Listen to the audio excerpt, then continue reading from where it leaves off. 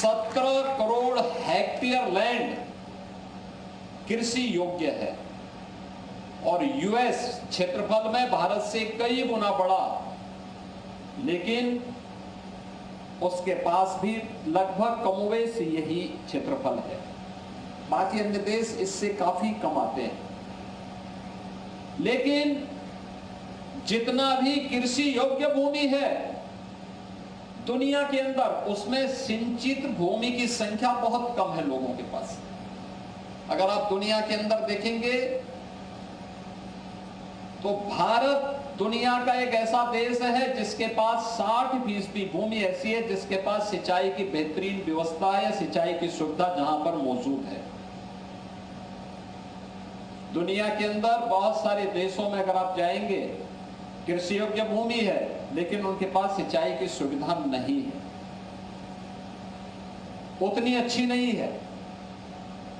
लेकिन भारत इस दिशा में भी बहुत सौभाग्यशाली है कि उसके पास ये सुविधा, प्रकृति प्रदत्त सुविधा पहले से है या उसके द्वारा हजारों वर्षों की इस विरासत के तहत तैयार भी की गई है।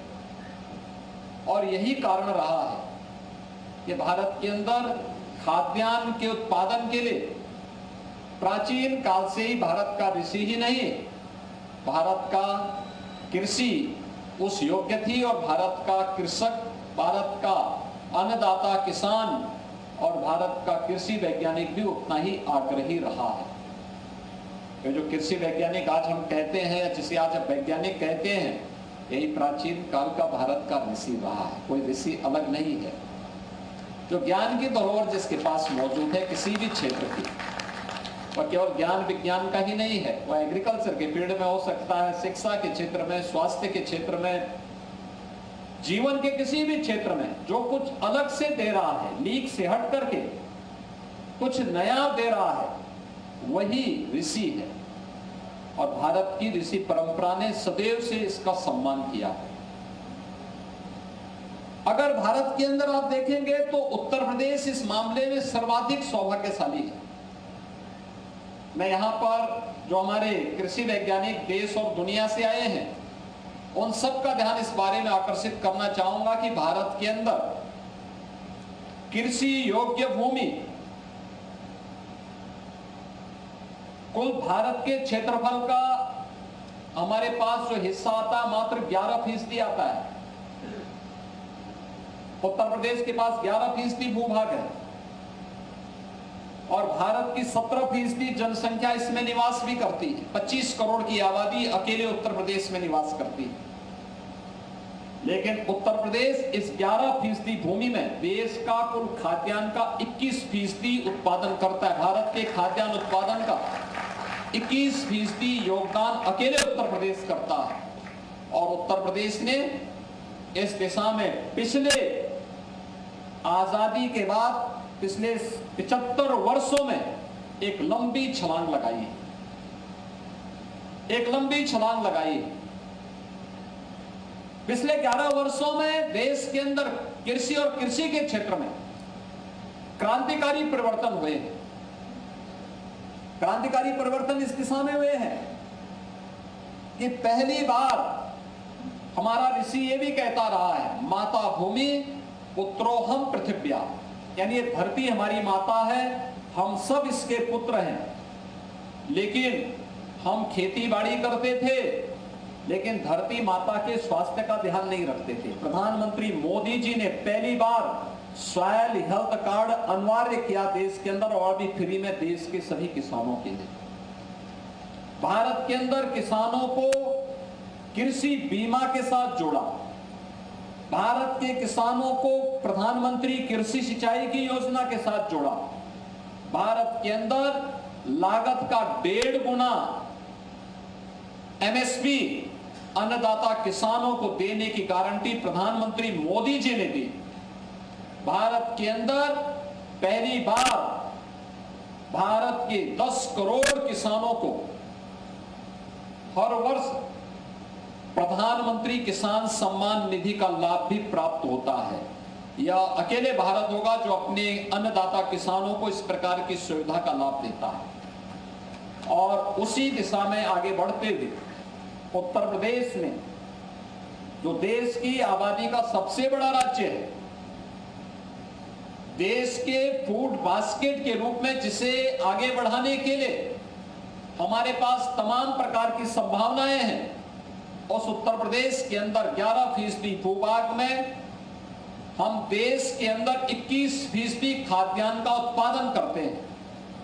इसमें हमारे अब तक 4 कृषि विश्वविद्यालय राज्य सरकार की ओर से, 2 कृषि विश्वविद्यालय भारत सरकार की ओर से, 1 निजी कृषि विश्वविद्यालय और 89 कृषि विज्ञान केंद्र तो इसमें सहयोग कर ही रहे थे। 2018 में प्रधानमंत्री मोदी जी की अनुकंपा से यहां पर ईरी का यह सेंटर वाराणसी में खुल करके इसने एक बड़ी भूमिका का निर्वहन हमें किया है, उत्तर प्रदेश के लिए किया है, देश के लिए किया है। मैं देखता हूं डॉक्टर सुधांशु लगातार किस फील्ड में क्या काम हो रहा है, राइस के लिए कौन सी नई वैरायटी उपयोगी हो सकती है,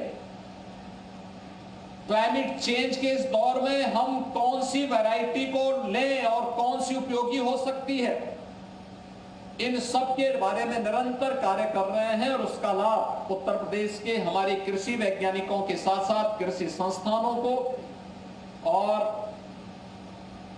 उत्तर प्रदेश के विभिन्न संस्थानों के साथ साथ देश के तमाम कृषि संस्थानों को इसका लाभ हमें वर्तमान में प्राप्त हो रहा है। और मैं धन्यवाद दूंगा प्रधानमंत्री जी को कि आज उत्तर प्रदेश देश का पहला राज्य है जिसके पास सर्वाधिक कृषि विश्वविद्यालय भी है, क्योंकि 5वां विश्वविद्यालय हम एक और कृषि विश्वविद्यालय बनाने जा रहे हैं। लेकिन साथ साथ 2 इंटरनेशनल सेंटर भी, रिसर्च सेंटर भी हमारे पास राइस का वाराणसी में और पोटैटो का आगरा में उन्होंने स्वीकृत किया। International rice research institute Varanasi 2018 से सफलतापूर्वक कार्य कर रहा है और आज यहां पर हमारे पास DGCIP डॉक्टर साइमन हेक भी आए हैं।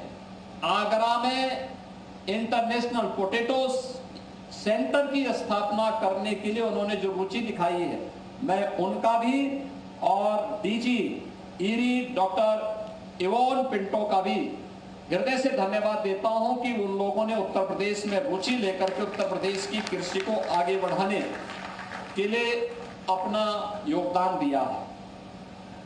मित्रों, भारत में संभावना पहले से थी और मैं उसके बारे में आपको थोड़ा सा इसके बारे में बताना चाहूंगा कि क्या संभावनाएं थी। तब केमिकल फर्टिलाइजर, पेस्टिसाइड का उपयोग भारत के अंदर नहीं होता था।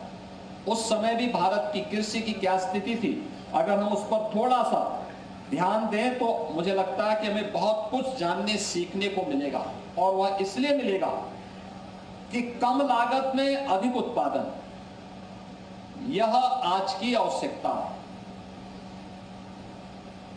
कैसे हम इस दिशा में प्रयास कर सकते हैं, कैसे भारत का प्राचीन वैज्ञानिक करता था और कैसे हम आज उसको फिर से ला सकते हैं। TSR पद्धति, जिसके बारे में भी हमारा कृषि मंत्री जी बता रहे थे हमारे, कि पहले यह पद्धति ही हम यहां लागू करते थे क्योंकि इसमें कम पानी भी लगता है और उत्पादन भी ठीक ठाक होता था। याद रखना, जब भी हम अपने यहां इनोवेशन को, रिसर्च एंड डेवलपमेंट को छोड़ देंगे, हमारे आगे बढ़ने की संभावना उतनी ही क्षीण हो जाएगी। और यही कुछ हमारे साथ होता रहा है। एक समय था जब भारत ने प्रगति की, लेकिन धीरे धीरे करके जब हम लोगों ने उसमें इनोवेशन को, रिसर्च एंड डेवलपमेंट को बाधित किया या उसको आगे बढ़ाने में हम चूके, तो हम पिछड़ते गए। परिणाम हम सबके सामने है। आज हमारे सामने जो चुनौती है, उन चुनौतियों का सामना करते हुए हमें कार्य करना होगा। उस समय उन्होंने 20 टन प्रति हेक्टेयर का धान का उपज वहां पर पैदा करने की सामर्थ्य वहां की खेती में थी। 1807 में कोयंबटूर में जो यूरोपीय ऑब्जर्वर ने वहां पर जो लिखा है 13 टन प्रति हेक्टेयर धान की उपज वहां पर पैदा होती थी। 1770 में चेंगलपट्टू में जो ब्रिटिश ऑब्जर्वर ने वहां पर लिखा है 9 टन प्रति हेक्टेयर धान की उपज वहां होती थी। और 1993 में अगर पंजाब के लुधियाना का आप देखेंगे तो उन्होंने कहा है कि वहां पे प्रति हेक्टेयर 4.3 टन गेहूं और 5.5 टन प्रति हेक्टेयर धान की उपज एक वर्ष में 1 हेक्टेयर खेती में पैदा होती थी। यह उत्तर प्रदेश, यह देश के अंदर का एक सिनेरियो हमें अलग अलग कालखंड में देखने को मिलेगा कि उस समय बिना किसी उसके हम लोग भारत के अंदर इस सभी कार्य करते थे। एक 17वीं ईस्वी में फ्रांसाई वर्नियर, यह एक ऑब्जर्वर आए थे जिन्होंने बंगाल की खेती के बारे में उन्होंने उल्लेख किया। उन्होंने कहा है कि देखिए दुनिया के अंदर ये मान्यता है कि मिस्र की खेती सबसे उत्तम मानी जाती है, सबसे उत्कृष्ट मानी जाती है। और हम भी यही उनका ये कहना था कि हम भी यही मानते रहे हैं। लेकिन जब मुझे बंगाल जाने का अवसर प्राप्त हुआ, मैंने बंगाल की खेती को देखा है, तो मैं अपनी 2 यात्राओं के माध्यम से इस बात पर कह सकता हूं कि वास्तव में मिस्र को दिया जाने वाला जो उत्कृष्ट खेती और कृषि का जो गौरव है, इसका सही हकदार बंगाल रहा है। देखिए यह 17वीं ईस्वी में यह एक फ्रांसाई वर्नियर एक ऑब्जर्वर इस बात का उल्लेख करता है। और 19वीं सदी में एक ब्रिटिश ऑब्जर्वर अलेक्जेंडर वाकर ने भी मलबार के बारे में ये बातें कही हैं। उन्होंने कहा है कि मलबार में कृषि ज्ञान प्रायः उतना ही प्राचीन है जितना उनका इतिहास। हिंदू धर्म में उल्लेखनीय अनुष्ठानों में एक का मूल तो संभवतः कृषि के प्रति उनके सम्मान से ही है। और जो मैंने आपको काशी के बारे में बताया कि नंदी की उपासना और गाय के प्रति श्रद्धा का आधार कृषि में इनकी महती उपयोगिता ही है। मलबार में उस समय की बात तो करते हैं कि 50 से अधिक प्रजातियों के धान उगाए जाते हैं। प्रत्येक प्रजाति का अपना पृथक नाम है और उसके अपने विशेष गुण और उसकी खेती की अपनी एक पृथक विधि भी है। कुछ प्रजातियां केवल पहाड़ों में उगती है, उसके लिए सिंचाई की विशेष आवश्यकता नहीं होती। जो DSR की आप बात कर रहे हैं, ये 100 वर्ष पहले भी इसके बारे में, मलाबार के बारे में भी ये बात आती है। और हमारे उत्तर भारत में तो हर जगह यही इसी प्रकार की खेती होती थी। एक ऐसी भी प्रजाति है जिसका प्रवर्धन कलम लगा करके किया जाता है। मलबार से बाहर मैंने धान के प्रवर्धन की इस विधि का उल्लेख कहीं नहीं सुना। ये भारत के अंदर कृषि के बारे में भारत जो विदेशी ऑब्जर्वर रहे हैं, उनकी राय इस रूप में भारत के साथ जुड़ी रही है। अगर हम उत्तर प्रदेश की बात करते हैं तो वास्तव में यह उत्तर प्रदेश के अंदर इसकी संभावना बहुत ज्यादा है, क्योंकि उत्तर प्रदेश देश का एकमात्र ऐसा भूभाग होगा जिसके पास आज के दिन 80% से अधिक भूमि ऐसी है जो सिंचित भूमि है और जिसमें बेहतर सिंचाई की सुविधा हमारे पास मौजूद है। अत्यंत उर्वरा भूमि है, सिंचाई की प्रचुरता है और धूप की भी प्रचुरता यहाँ पर हमें मिलती है। यानी 12 माह में से 11 माह तो हमें बेहतर धूप मिल जाता है। बहुत अच्छी धूप मिलती है, अच्छी बरसात भी है, अच्छा पानी है, हमारे पास ग्राउंड वाटर भी है और सरफेस वाटर भी है। हर 5 कोस में आपको एक नदी मिल जाएगी। हर प्रकार से धान्य से बाहुल्य क्षेत्र है। और इसमें अगर आप देखेंगे कि हमारे पास उत्तर प्रदेश के अंदर जो खाद्यान्न की स्थिति है, खाद्यान्न के लिए तिलहनी फसलों और गन्ना आलू के लिए यहाँ पर सभी प्रकार की फसलों के लिए बहुत उपयोगी भूमि है। धान लगभग 70 लाख हेक्टेयर और 100 लाख हेक्टेयर में गेहूं की खेती यहाँ पर उत्तर प्रदेश में होती है। 29 लाख हेक्टेयर में हम गन्ना की खेती भी उत्तर प्रदेश के अंदर करते हैं। दलहन और तिलहन में भी एक बड़ा क्षेत्रफल हमारे पास उत्तर प्रदेश के अंदर मौजूद है। उत्तर प्रदेश के अंदर अगर हम 2000 यानी 1950-51 में देखें, आजादी के तत्काल बाद देखें, तो हमारे पास कुल उस समय 170 लाख हेक्टेयर खेती यहां पर खेती बाड़ी के लिए उपयोग में होती थी, जिसमें 11.77 मिलियन टन खाद्यान्न का उत्पादन हम लोग उत्तर प्रदेश से करते थे। और 2023-24 में हमारा खेती का रकबा बढ़ा है, जो 170 लाख हेक्टेयर था, आज वो बढ़कर के 240 लाख हेक्टेयर हुआ है, जिसमें आज हम अब 11 मिलियन टन से बढ़कर के 60 मिलियन टन तक का खाद्यान्न उत्पादन अकेले उत्तर प्रदेश कर रहा है इस खेती से। यानी अगर आप देखेंगे 1950 की तुलना में 2023 में अगर आप देखेंगे तो हमने खाद्यान्न उत्पादन में 5 गुना की वृद्धि की है। 5 गुना की अधिक वृद्धि हमारे उत्तर प्रदेश यहाँ पे हुई है। और इसमें उत्तर प्रदेश के अंदर जो मैंने आपको पहले ही बताया कि धान, गेहूं, गन्ना, आलू, दलहन में उड़द, मूंग, अरहर, चना, मटर, मसूर और तिलहन में सरसों, मूंगफली, इस सब की बेहतरीन खेती उत्तर प्रदेश के अंदर हम लोग करते हैं और उसका अच्छा उत्पादन भी उत्तर प्रदेश के अंदर आज के दिन पर यहाँ पर हो रहा है। मेरा ये मानना है कि हमें इस दिशा में आगे प्रयास करने चाहिए, लगातार प्रयास करने चाहिए।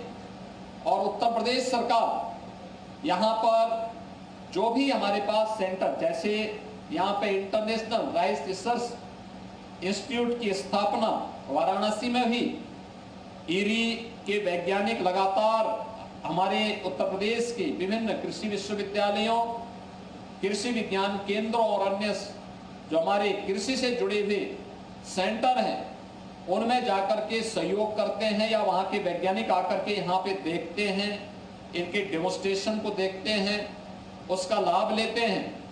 ऐसे ही अन्य क्षेत्रों में भी यह कार्य हो रहे हैं, लगातार इस दिशा में आगे बढ़ रहे हैं। मैं विश्वास करूंगा कि आज इस कॉन्क्लेव में यहाँ पर DGCIP डॉक्टर साइमन हेग भी यहाँ पर उपस्थित हुए हैं, और मैं चाहूंगा कि आगरा में जो हमारा इंटरनेशनल पोटैटो सेंटर स्वीकृत हुआ है, यह बहुत शीघ्र चालू हो। आवश्यकता होती है तो मैंने उनको ऑफर किया है कि कानपुर में हमारा चंद्रशेखर आजाद कृषि विश्वविद्यालय है, कृषि विश्वविद्यालय से इसको आगे बढ़ाया जा सकता है। तात्कालिक इंफ्रास्ट्रक्चर हम उनको वहाँ उपलब्ध करवाएंगे।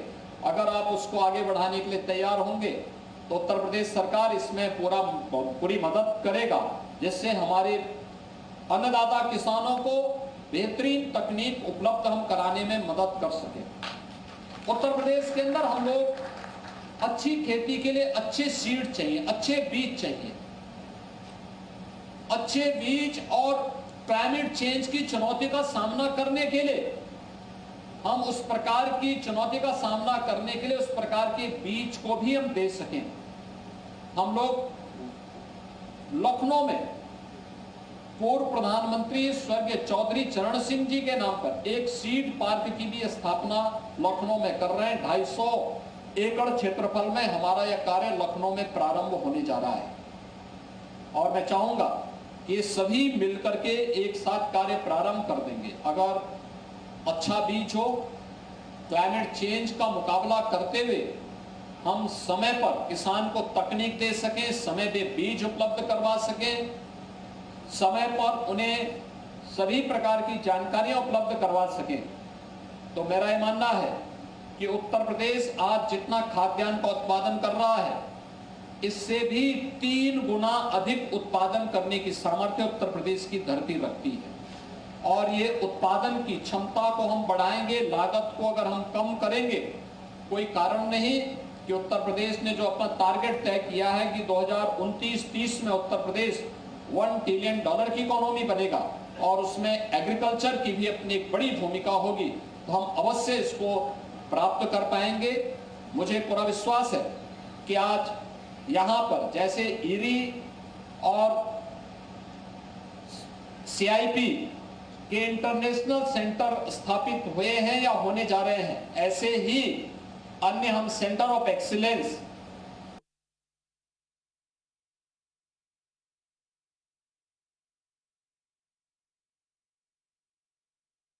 विकसित करके अपने अन्नदाता किसानों को बेहतरीन सुविधा उपलब्ध करवाने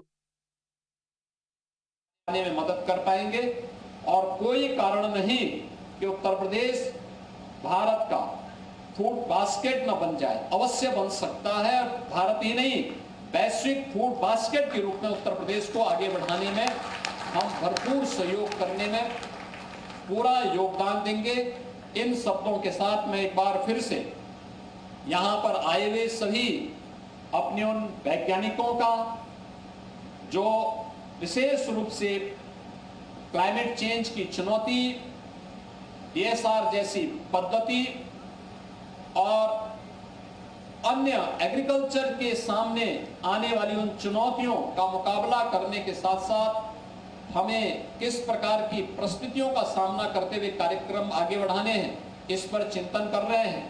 और सौभाग्य इस बात का है कि प्रधानमंत्री जी ने भी भारत के कृषि वैज्ञानिकों को इस बारे में आग्रह किया कि अब तक आप अपनी ICR की लैब में या अपने विश्वविद्यालयों की लैब्स में अपना शोध करते थे, अब उस लैब टू लैंड के इस कार्यक्रम के साथ 27 मई से 12 जून तक हर कृषि वैज्ञानिक फील्ड में उतर करके उन्होंने इस दिशा में कार्य प्रारंभ किया था, किसानों के बीच संवाद किया था, उनके खेतों में जाकर के उनकी मेहनत के साथ अपने अनुसंधान को जोड़ने का काम किया था। तो लैब टू लैंड के इस कार्यक्रम के साथ हमारे सभी वैज्ञानिक जुड़ेंगे तो उसके बेहतरीन परिणाम आ पाएंगे।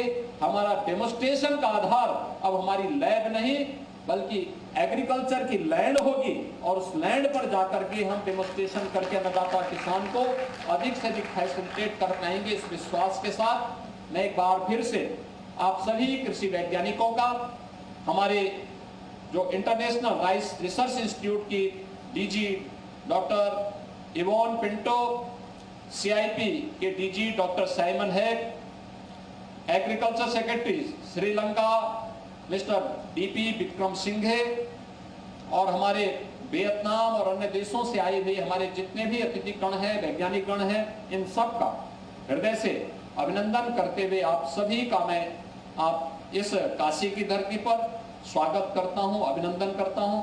धन्यवाद। जय हिंद। योगी आदित्यनाथ को आप सुन रहे थे। वाराणसी से सीएम योगी आदित्यनाथ बोल रहे थे। DSR कॉन्क्लेव समापन समारोह जिसमें सीएम योगी आदित्यनाथ इस वक्त अपना संबोधन कर रहे थे। और ये बता दें आपको, चावल अनुसंधान केंद्र में ये पूरा कार्यक्रम आयोजित किया गया है संस्थान में, जहां पर सीएम योगी आदित्यनाथ की मौजूदगी इस वक्त है। तस्वीरें भी लगातार हम आपको दिखा रहे हैं, तमाम बड़ी बातें उनकी तरफ से इस कार्यक्रम में कही गई हैं, उससे जुड़ी हुई है तस्वीरें फिलहाल हम आपको इस वक्त टेलीविजन स्क्रीन पर दिखा रहे हैं। तो वाराणसी में पूरा कार्यक्रम चल रहा था और नेटवर्क पर आधारित प्रकाशी सामग्री का विभाजन विमोचन भी यहाँ पर किया गया है।